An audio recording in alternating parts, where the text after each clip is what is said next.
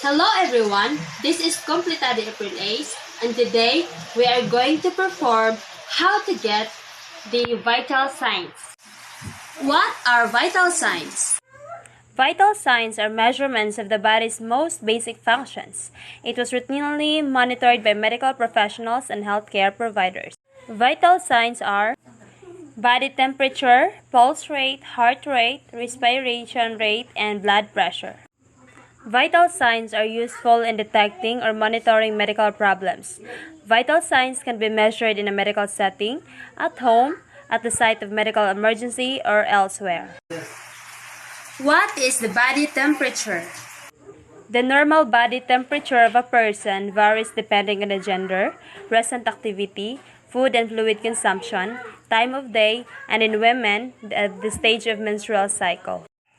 Normal body temperature can range from 97.8 degrees Fahrenheit to 99 degrees Fahrenheit for a healthy adult. A person's body temperature can be taken in any of the following ways: orally, rectally, axillary, by ear, and by skin. To determine the body temperature, we use glass thermometers containing mercury. What is the pulse rate? The pulse rate is a measurement of the heart rate, or the number of times the heart beats per minute. As the heart pushes blood through the arteries expand and contract with the flow of the blood. Taking a pulse not only measures the heart rate, but also can indicate the heart rhythm and strength of the pulse. To measure the pulse rate, you need a watch with a second hand.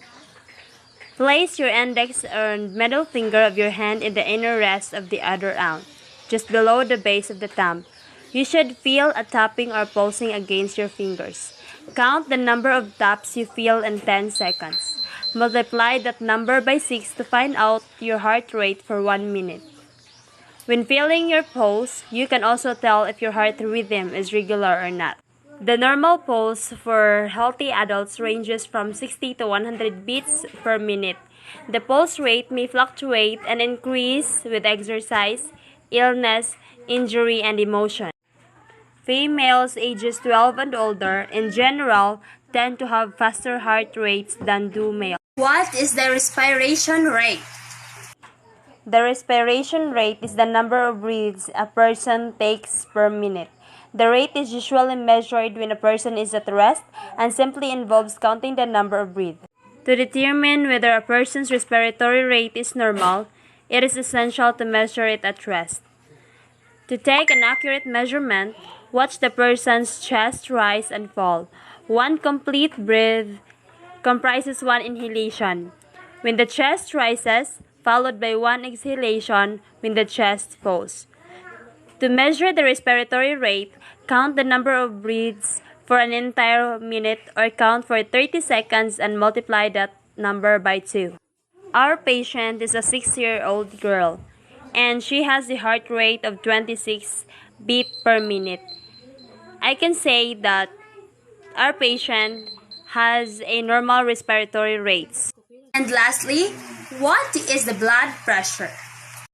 Blood pressure is the force of the blood pushing against the artery walls during contraction and relaxation of the heart.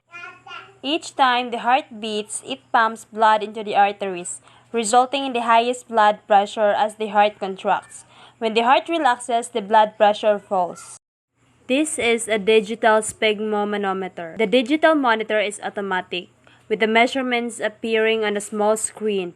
Because the recordings are easy to read, this is the most popular. Now we are going to get the blood pressure. As you can see, there is a digital monitor here. So we are going to use this to get the blood pressure of our patient. Blood pressure is recorded as two measurements. First is the systolic pressure, which is the pressure in the arteries during the period of the heart's contraction, which is the higher number. Diastolic pressure, the pressure in the arteries when the heart is relaxed between heartbeats, which is the lower number.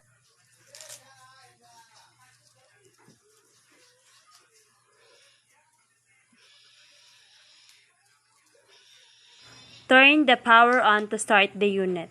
On the automatic models, the cuff will inflate by itself with a push of a button.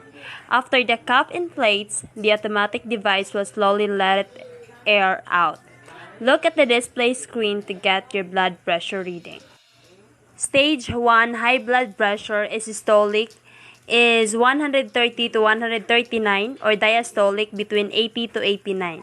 Stage 2 high blood pressure is when systolic is 140 or higher, the diastolic is 90 or higher. The blood pressure is 91/59.